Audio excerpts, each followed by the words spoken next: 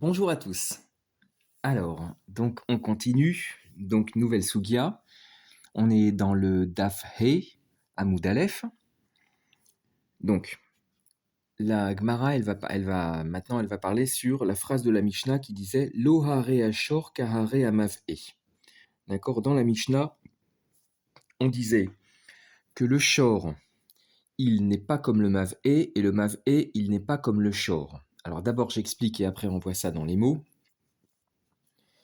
Donc le shor, il a des chumrot que le Mav'e n'a pas, et le Mav'e, il a des Khumrot que le Shor n'a pas. N'oubliez pas qu'il y a Marloket Rav Shmuel, qu'est-ce que c'est Mav'e?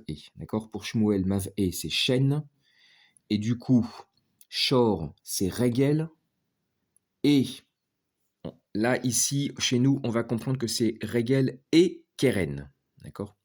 Et donc Mav'e, c'est chaîne, alors que pour Rav, Shor, c'est les trois, c'est Keren, chaîne, Veregel, et Mav'e, c'est Adam. D'accord? En tout cas, là, on va toucher, on va être concerné par le principe que quand j'apprends de l'un, quand j'apprends à partir d'un inyan, j'apprends pour un autre inyan, j'apprends une halakha pour un autre inyan, d'accord? Eh bien, euh, il faut qu'il y ait. Alors déjà, avant toute chose, il y a deux midotes, d'accord? Deux midotes qui vont nous concerner. La première midot, c'est ce qu'on appelle le Mamatsinu, ou alors Binyan Av, et la deuxième mida, c'est Bema Hatzad, d'accord? C'est-à-dire le Binyan Av Mishne Ktuvim. Alors, le Mamatsinu, Bemamatsinu, c'est-à-dire dans quoi on a trouvé, ce qu'on appelle aussi le Binyan Av, c'est-à-dire la construction, qu'on pourrait traduire par analogie. C'est-à-dire que Binyan Av, ou Mamatsinu, ça veut dire qu'à partir de un pasouk, on apprend pour un autre pasouk. C'est-à-dire, il y a un pasouk A, d'accord? Il y a un pasouk X, on va dire X et Y, c'est plus simple. Il y a un pasouk X dans lequel il y a, comment dire, un environnement, d'accord? Et dans ce pasouk X, il y a une halakha A. Eh bien, maintenant, je vais prendre un autre inyan, d'accord? Un autre pasouk. Je voulais dire un inyan, pardon. Je recommence.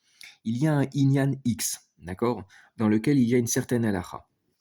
Maintenant, je vais prendre un autre inyan, un autre inyan Y. Eh bien, dans lequel il y a le même environnement. Il y a des points communs avec le inyan X. Eh bien, du coup, on va dire qu'il y aura aussi cette halakha, d'accord?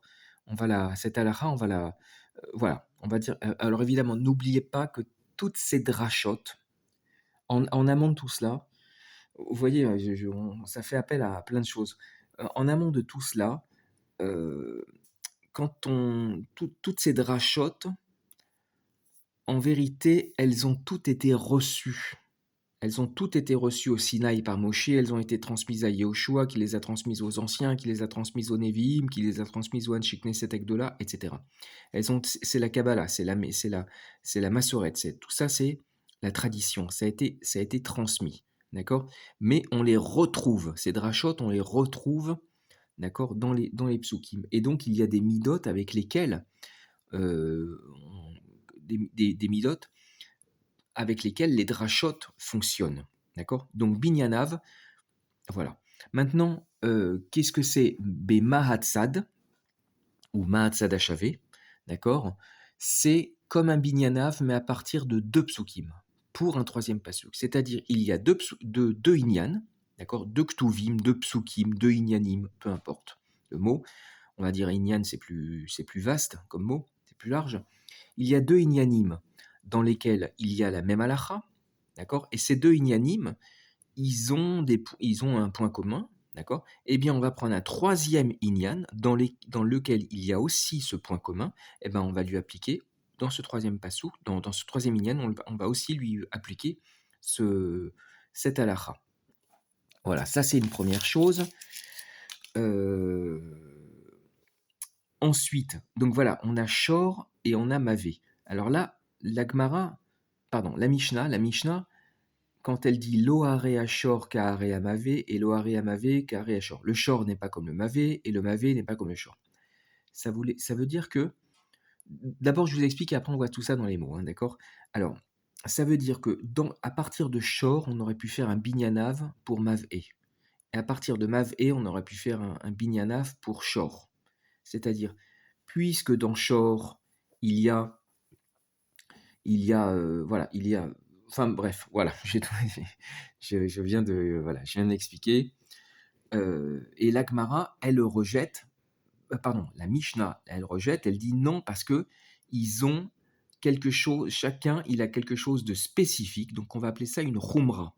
Une khumra, ça veut dire quelque chose de grave, un côté grave.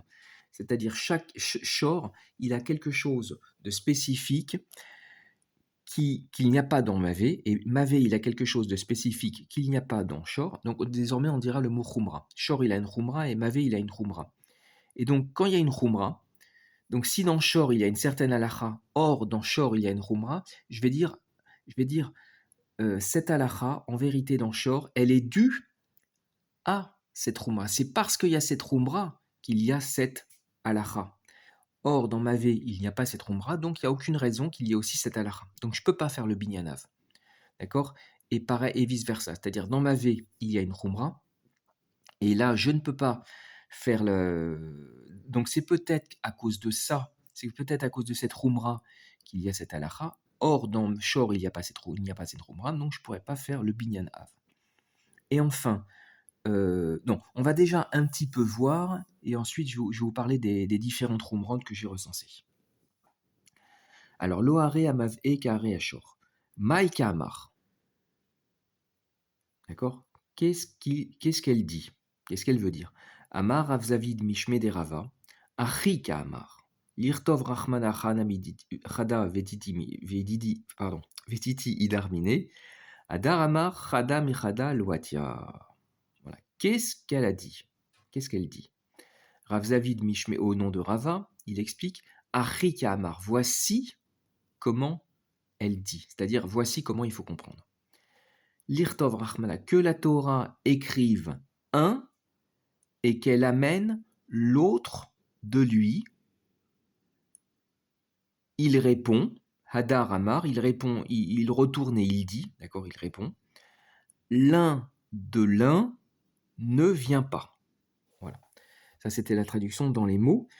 Donc, Rav Zavid, au nom de Rava, il dit, voici comment il faut comprendre la Mishnah. La Torah aurait pu écrire un seul inyan, et à partir de ce inyan, j'aurais appris pour l'autre. D'accord? Elle aurait pu écrire uniquement shor et j'aurais déduit pour mavé. Ou alors elle aurait écrit uniquement mavé et j'aurais déduit pour shor. L'Agmara, là-dessus, elle répond, l'un de l'autre, je ne peux pas apprendre parce que dans l'un, il y a une khumra qui n'est pas dans l'autre, et dans l'autre, il n'y a pas une khumra qui n'est pas dans le premier. D'accord? Alors, on va voir Rashi, c'est tout. C'était une mini suga, et après, il y a une autre suga qui va être exactement la même chose, mais à partir de, ça sera binyan nav à partir de deux psukim. On va voir le Rashi. Ok. Alors, donc Maïka Amar, Lamali lemitne klal. Alors Rashi, pourquoi pour lui, pourquoi enseigner bichlal? Bichlal, c'est intraduisible en français, c'est-à-dire de toute façon, on ne comprend pas. Voilà. Pourquoi la Mishnah, elle a enseigné ça? Alors, bon, on va pas s'attarder là-dessus. On va pas s'attarder là-dessus. Il y a Tosfot qui parle dessus, mais on va pas s'attarder là-dessus. Vetiti idarmine, vetiti idarmina, d'accord? Bema matsinu, avec un ma matsinu, beshor, sheu mazik ou vechayav, af amave, sheu mazik yechayav. Avec un mamatsinu, la mida de mamatsinu, c'est-à-dire binyanav. Dans shor, d'accord. Bemamatsinu, Béchor, dans ce qu'on a trouvé, dans ce que nous avons trouvé dans Shor, qui est Mazik, d'accord, et qui est Chayav, alors aussi dans Mav E, qui est aussi Mazik, donc point commun, qu'il soit aussi Chayav, d'accord. Ça, c'est le Binyanav. Et l'Agmara répond, enfin l'Agmara, elle explique la Mishnah qui répond, Loatia, Kedem Faresh le Eil, Rav le Taame, Veshmuel le Taame. Comme explique Plus haut, Rav selon sa chita et Shmuel selon sa chita. Rav sa chita, c'est que Mavé, ça veut dire Adam, et Shmuel sa chita, c'est que Mavé, ça veut dire Shen. D'accord? Voilà. Donc ça, en vérité, c'est déjà expliqué plus haut dans la Gemara, c'est-à-dire la Gemara déjà recense les Chumrot qu'il y a dans Mavé, qu'il y a dans Shor, etc. Alors, pardon. Euh, on va un petit peu regarder la sugya suivante, qui ressemble énormément aux deux petites phrases là, la petite phrase là, et je vais vous parler des Chumrot. Alors, Maïka Amar. Pardon. Donc, phrase suivante de la Mishnah. Velo zeveze sheesh ben roachaim. Et on ne peut pas faire un binyanav à partir de deux ktuvim, c'est-à-dire un bema hatzad. Bema hatzad, ma hatzad. C'est-à-dire quel est le côté, c'est-à-dire quel est le point commun. D'accord, ma hatzad achavé. Donc, la Mishnah, elle aurait voulu faire un binyanav à partir de shor et mav'e, d'accord, qui les deux, ils ont un point commun et il y a une halacha, d'accord, c'est-à-dire c'est chayav. Eh bien, j'aurais voulu apprendre pour esh. Esh, c'est pareil, il a un point commun, il a en commun avec eux qu'il est mazik, lui aussi, donc lui aussi, j'aurais appris que c'est chayav. Et là, la Mishnah, elle dit non, on ne peut pas faire le binyanav parce que les deux premiers, là, Shor et Mavé, ils ont une chumra que Esh n'a pas. Ils ont une chumra, c'est que Yesh Baen Ruach Hayim, c'est-à-dire qu'ils sont vivants. Concret, ça veut dire qu'ils ont une volonté. On va voir ça. D'accord? Alors, l'Agmara, Maïka Amar, qu'est-ce qu'elle veut dire? Amar Rav Misharshia Mishmele Rava. Donc, Rav Misharshia, au nom de Rava, répond Achika Amar, voici comment il faut comprendre. Donc, on tourne la page et donc on arrive sur Daf He Amud Bet.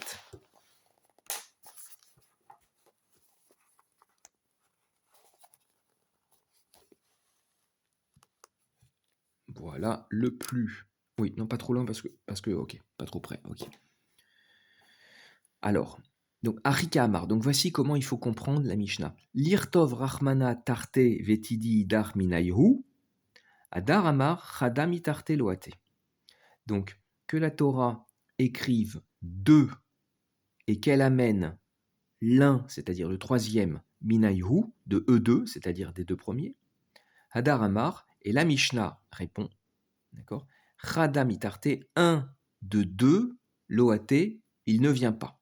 Donc je ne peux pas apprendre le troisième à partir de deux premiers. Je ne peux pas apprendre Esh à partir de Shor et de Mav'e. On va voir le Rashi. Non, on va d'abord voir les Chumrot pour bien comprendre. Parce que là, alors là c'est pareil, il va y avoir un énorme. Voilà. Il va y avoir, vous voyez mon doigt, voilà, ici, eh bien là, voilà, depuis ici jusqu'à là, d'accord, c'est un Rashi. C'est un Rashi, c'est un Dibour Amatril. Voilà, donc il faut d'abord bien comprendre les notions et ensuite on peut voir Rashi.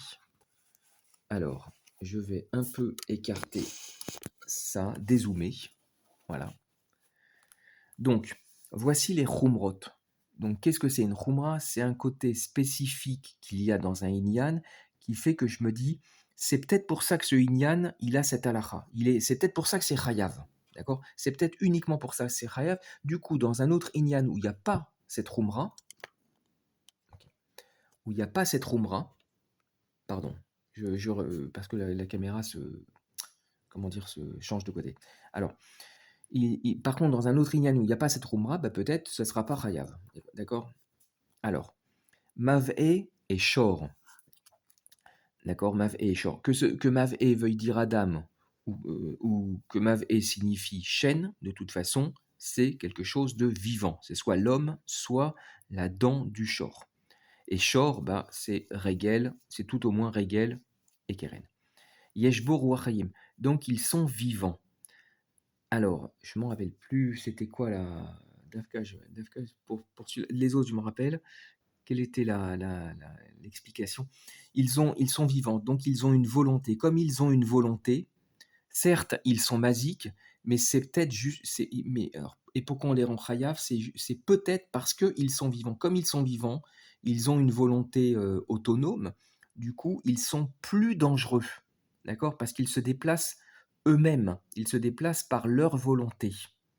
Ils, c'est eux-mêmes qui font le nezek. Donc, donc à force, c'est pour ça que il faut particulièrement les surveiller. Donc j'aurais dit que la Torah, elle rend chayav dans Mav'e et dans Shor. Oui, c'est normal parce qu'ils sont vivants, c'est-à-dire parce qu'ils ont une volonté et donc une autonomie, donc ils sont particulièrement dangereux. Euh, Ce qui n'est pas le cas de Esh. Esh, comme il n'a pas de volonté, d'accord, il n'est pas vivant, eh bien, c'est peut-être pas pareil, la Torah n'aurait pas rendu chayav. Bon, celui-là, je suis désolé, mon explication, elle est un peu maigre, maigrelette. Les autres, ça sera plus clair. Alors, déjà, donc ça, c'était la première khumra. Une deuxième khumra, ça s'appelle Muad Mitri. Donc, première khumra, c'est Yeshbo Ruach Hayim. Deuxième khumra, Muad Mitrilato. C'est une khumra qu'on trouve dans Adam, Shen, Regel, Bor, Esh. Mais donc dans presque tous, sauf Keren. Voilà. Ça serait très important dans la Sugia. D'accord? Keren n'a pas cette khumra.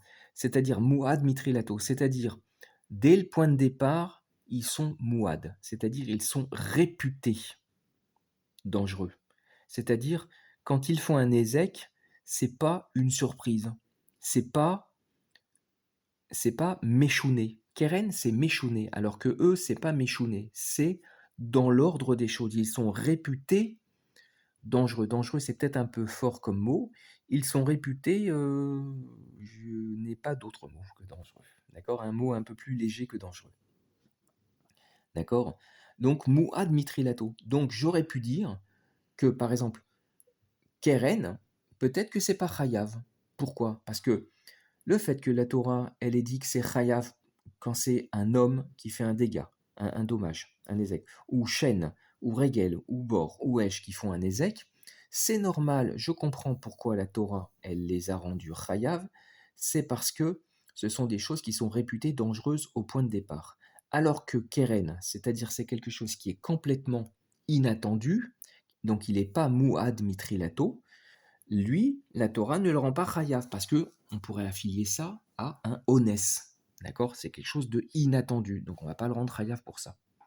Kamash Malan que non. Hein. Kamash Malan que Keren, il sera chayav. Mais voilà une khumra. Ensuite, autre khumra, Darko Leiler ou Lehazik. D'accord? C'est-à-dire, il a l'habitude de se déplacer et de faire un ézek. C'est-à-dire, il fait un ézek en se déplaçant. Alors ça, cette khumra, elle est pour qui? Elle est pour Adam, elle est pour Shor, c'est-à-dire Keren ou Shen ou Regel, et elle est aussi pour Esh, mais elle n'est pas pour Bor. C'est-à-dire que j'aurais pu dire que pourquoi la Torah elle a rendu Chayav les mazikim suivants, c'est-à-dire Adam et Shor et Esh, elle les a rendus Chayav justement parce que ils font des Nezek en se déplaçant, donc ce qui est particulièrement dangereux.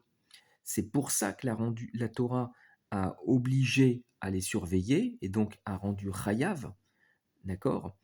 Par contre, Bor, qui lui ne se déplace pas, d'accord? C'est la victime qui va vers le bord, qui va vers l'objet dans la rue et qui trébuche dedans, ou alors qui va vers le trou et qui tombe dedans, d'accord? Donc, par contre, le bord, qui lui n'a pas cette roumra, d'accord? Par contre, le bord, c'est pas, voilà, c'est pas, il n'a pas cette particularité de danger, lui, je n'aurais pas rendu chayav, c'est-à-dire la Torah n'aurait pas exigé autant de surveillance. Voilà. Kamash Malan que non, le bord est chayav aussi. Mais voilà, voilà, donc ça c'est une khumra qu'il y a dans Adam, Shor et Esh et qu'il n'y aura pas dans Bor. Maintenant, dans Bor, bah justement, dans Bor, il y a une khumra spéciale, c'est Trilat Asiato Lenezek ou Trilato Lenezek. C'est-à-dire, le début de sa fabrication est pour un dommage. C'est-à-dire que lui, d'emblée, dans son essence, il est dangereux. Qu'est-ce que c'est Bor? Bor, c'est un trou dans la rue, un trou profond dans la rue dans lequel on peut tomber. Ou alors c'est un objet sur lequel on peut glisser, sur lequel on peut trébucher. Donc c'est quelque chose, birlal, dans son essence, c'est dangereux. Il n'y a que lui qui est comme ça. Adam, l'homme, il n'est pas dangereux de prime abord. Le shor qui mange, il n'est pas dangereux de prime abord. Le shor qui marche, le shor qui encorne, encorné, ben non, parce que le shor, ce n'est pas un frelon. Voilà, un frelon, c'est dangereux, c'est agressif, mais pas un shor.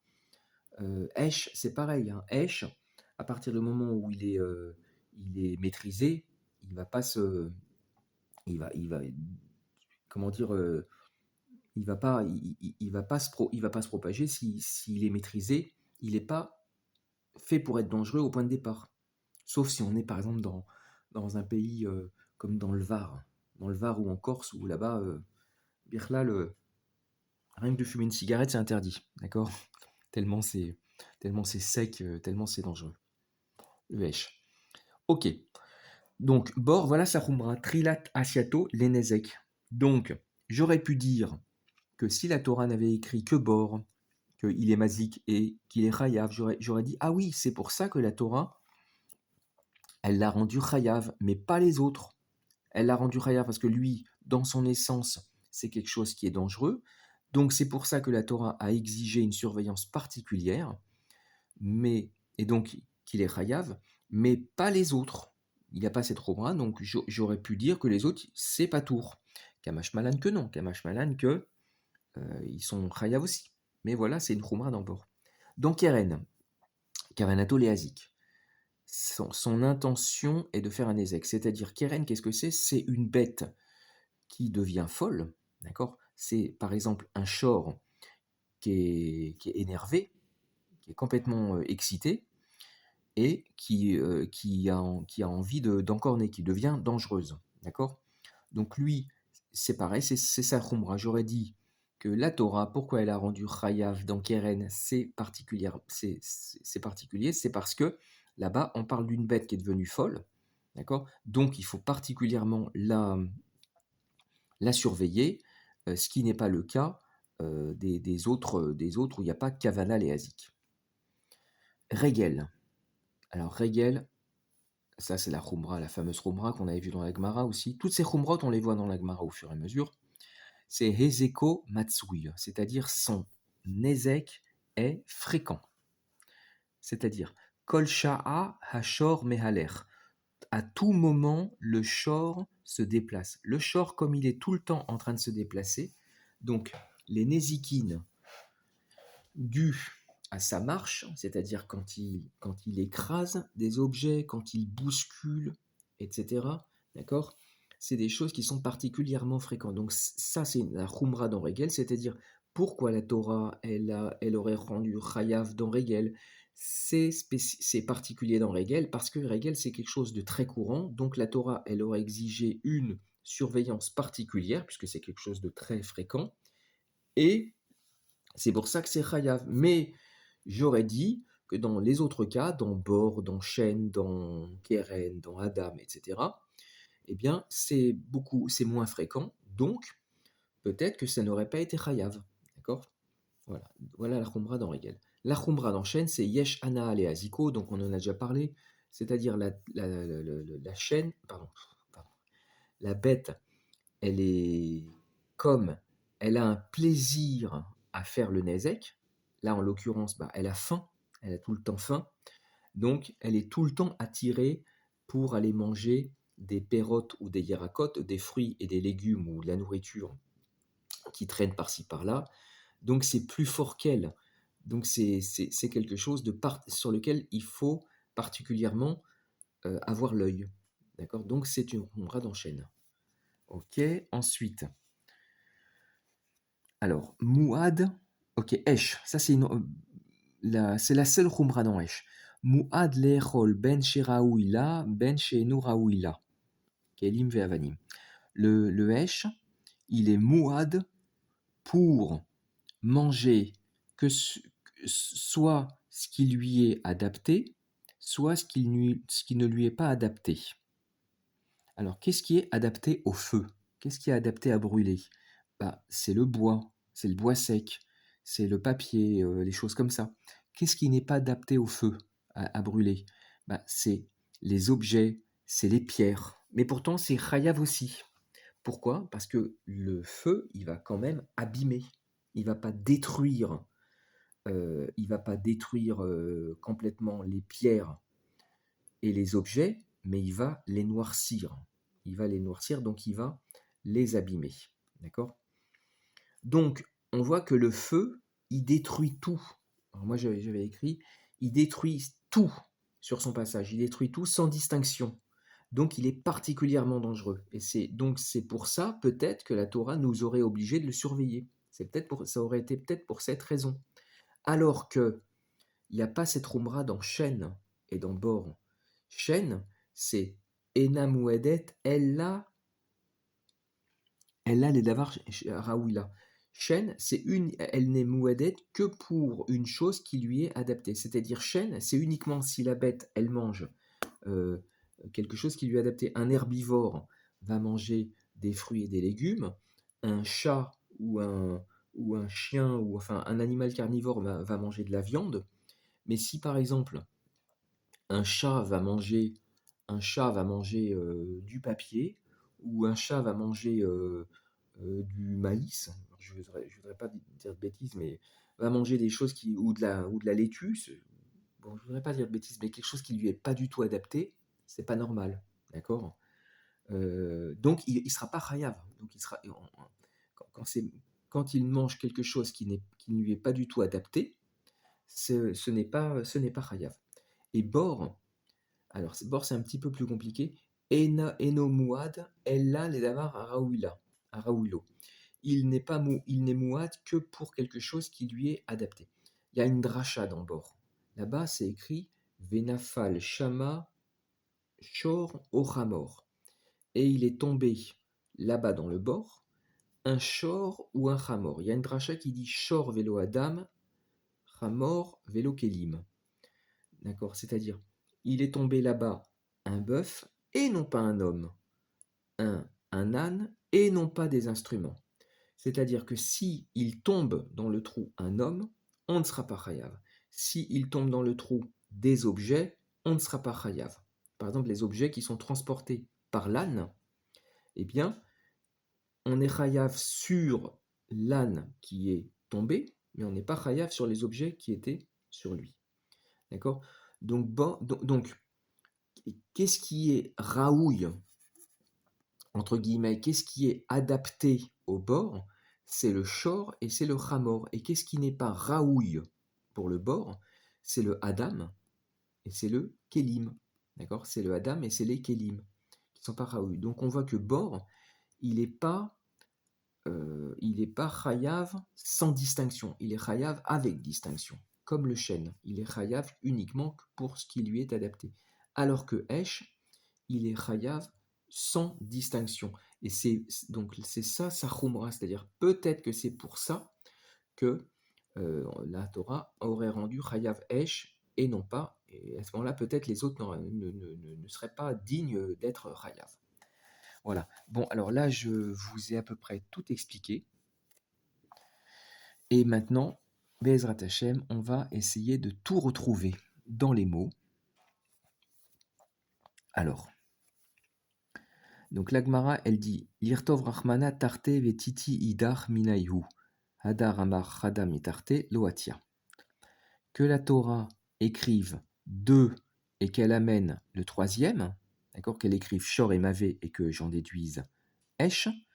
Et la Mishnah, elle dit non, Esh à partir de Shor et Mavé, je n'aurais pas pu apprendre.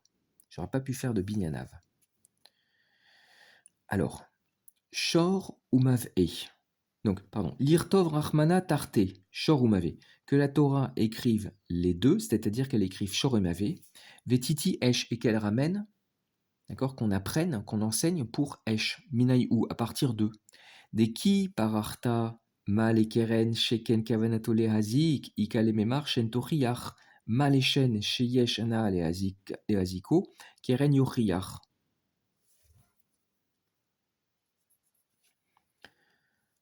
Alors, donc, que à partir de Shor et Mavé, qu'on puisse apprendre pour Shen. Parce que quand tu avais fait la pircha plus haut on voulait apprendre de l'un de Shor pour Mavé ou de Mavé pour Shor. Dès qui par Arta, quand tu avais fait l'objection, la pircha, que alors, Shor, faut le comprendre dans le sens Keren, d'accord? Que Keren, c'est spécial, il a une Khumra, chez Ken Kavanato Léazik, parce que il a une Kavana Léazik, d'accord? D'accord? Et donc, du coup, que de Keren, c'est-à-dire de Shor, je ne pouvais pas apprendre pour Mavé, d'accord? Parce qu'il n'y avait pas Kavana Léazik. Là-bas, on pouvait dire, ah mais, pardon, et ben maintenant, désormais, on peut dire, oui, mais regarde, dans Shen, parce que là, maintenant, on a et Shor et Mavé. C'est-à-dire, Shor, c'est Keren, et Mavé, là, on est au sens de Shmuel, hein, et Mavé, c'est Shen, d'accord? Eh bien, eh bien, tu vois que Sechayav est dans Shor, c'est-à-dire Keren, et dans Mavé, c'est-à-dire Shen. D'accord? Or, tu vois que là, il y a la Khumra dans Keren, et il n'y a pas cette Khumra dans Shen, et pourtant Shen, il est Chayav. Donc, Ikal et Memar, il y a lieu de dire Shen Toriach. Shen te prouve le contraire. D'accord?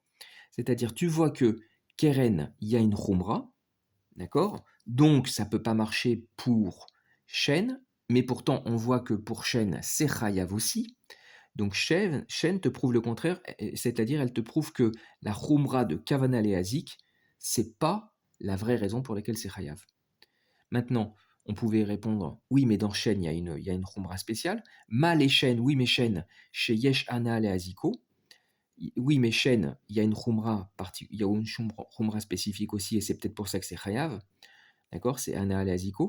Keren Toriar, Keren Yoriar, Keren te prouve le contraire aussi. Parce que Keren n'a pas cette Khumra de Shen, et pourtant il est Chayav. Donc on voit que le Riyuv qu'il y a dans Keren et dans Shen, c'est-à-dire dans Shor et Mavé, on voit qu'il n'est pas dû à la Khumra de Keren, puisque c'est Chayav aussi dans Shen, et il n'est pas dû à la Khumra de Shen, puisque c'est Chayav aussi dans Keren.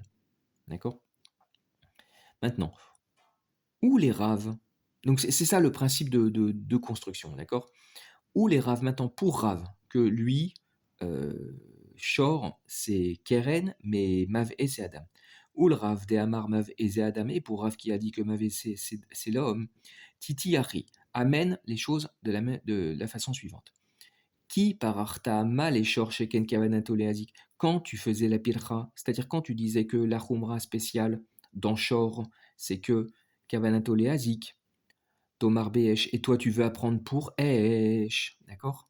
Adam Yochiach, Mav E, c'est-à-dire Adam, il te prouve le contraire, puisque Adam, il n'a pas de Kavana Leazik, d'accord? Chez Afilou, parce que Adam, il n'a pas de Kavana Leazik. Rashi va prendre un cas où justement on prouve que Adam, il n'a pas la Kavana Leazik. Chez Afilou et une Kavanato Leazik, Chayav, que même quand il a aucune Kavana d'être Mazik, il est Chayav. Dans quel cas? Quand il dort. Quand il dort, on va voir. Kedetnan, comme il est enseigné dans la Mishnah. Adam Mouad ben Er ben Yachen. L'homme, il est Mouad, c'est-à-dire il est réputé dangereux, qu'il soit réveillé ou qu'il soit en train de dormir. D'accord? Donc, donc, tu vois que Adam Yochiar, tu vois que Adam qui n'a pas cette Rumbra, et pourtant c'est Chayav. Mal et Adam, oui, mais Adam, il a une Rumbra aussi. Mal et Adam, Sheken, Chayav, Be'arba. Ah, je ne vous ai pas parlé de cette Rumbra. Ok, je vais en parler après, je finis le Rashi. Mal et Adam, Sheken, Chayav, Be'arba, Dvarim. Oui, mais peut-être que Adam, c'est parce qu'il avait une Rumbra particulière. C'est qu'il est Chayav dans les Arba Dvarim. Arba Dvarim. D'accord? Shor Yochiar, Shor te prouvera le contraire, parce que Shor il est Chayav alors qu'il n'a pas cette Rumbra. Donc tu vois, donc que ce soit pour Shmuel ou pour Rav, on voit que dans Shor et dans Mav'e, on voit que ce n'est pas la Khumra de Shor qui, qui, euh, qui est la cause du Riyuv, et on voit que, puisque Shen aussi il y a le Riyuv, et on voit que ce n'est pas la Khumra de Shen, de Mav'e, qui est, qui est la cause du Riyuv, puisqu'elle a une Khumra, et pourtant Keren qui n'a pas cette Khumra, et Chayav aussi. D'accord. Hatsadasha Veshebahen, le point commun qu'il y a entre les deux, c'est-à-dire entre Mav'e et et Shor, chez Darkan, les Hazik ou Shmiratan Alecha, c'est que leur habitude est d'être mazik et leur surveillance est sur toi, c'est-à-dire que Shor et Maf'e, ce sont deux choses qui sont dangereuses, d'accord? Que ce soit l'homme ou le keren ou le shen ou le regel, ils sont dangereux. Af ani avi esh, alors à ce moment-là, j'amène aussi esh, d'accord? Donc esh, bah, ce sera pareil, puisqu'il a ce point commun, d'accord? Il a ni la khumra de l'un ni la khumra de l'autre, mais de toute façon, on a vu que ces khumrot ne conduisent à rien, mais esh, il a en tout cas ce point commun. Hadar amar chada mitarte nami loatir. Là-dessus, la Mishnah, elle répond, d'accord? Elle répond, l'un de deux aussi ne vient pas. Delo rei keren umave, sheyesh baen ruach haim kare esh.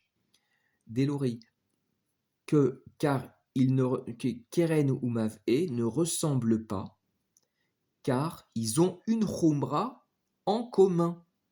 Voilà, ils ont une khumra en commun, qu'il n'y a pas dans Esh, dans le troisième. Chez Yesh, parce qu'ils sont vivants.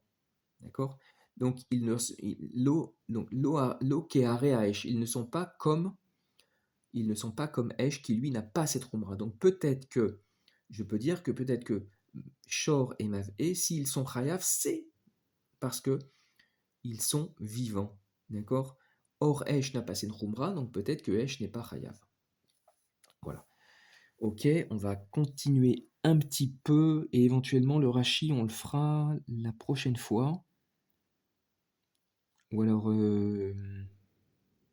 non, non, on fera la prochaine fois. Voilà, là on a fait suffisamment déjà. Voilà, et ben, Kol Tov et bon courage.